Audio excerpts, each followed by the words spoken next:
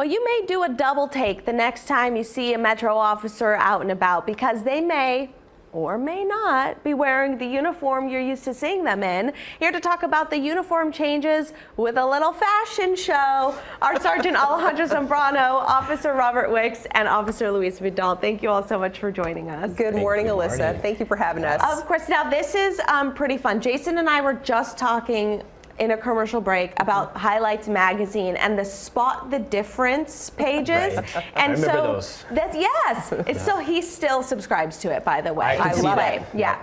So take a look at the officers on your screen right now and see if you can spot the differences in the uniforms, because you're showing off all three that'll be visible until January 1st, Correct, right? correct. So starting September 1st, you're going to see a little bit of a change.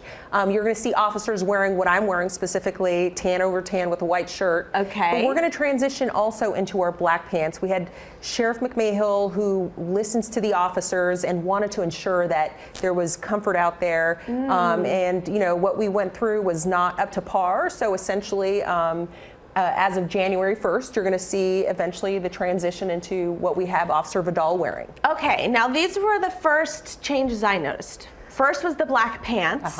Then I noticed the pockets, the front pockets were different.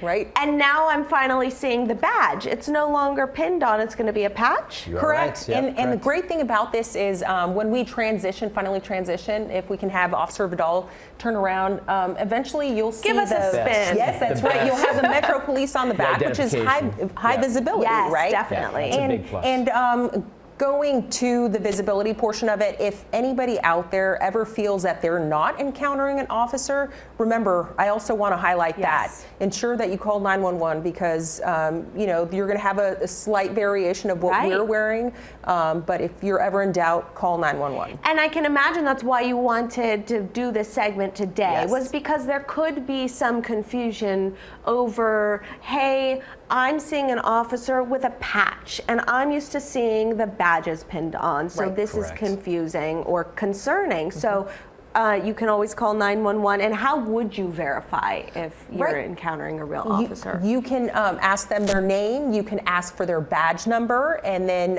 you can say that over the dispatch line and let them know, like, hey, this person's identifying themselves with this last name and this badge number. Okay. Is this, in fact, a Metro officer? Sure. And now, as far as the transition uniforms go, at first I was like, why is there a transition uniform? But I'm imagining it's the same top, just with the new black pants that you guys will be wearing in January. Okay. Yes, this is what you're going to be seeing as of September 1st. Okay, good to know, and thank you guys so much for joining us today. Thank you, sorry we couldn't play Right Said Fred for your fashion show segment.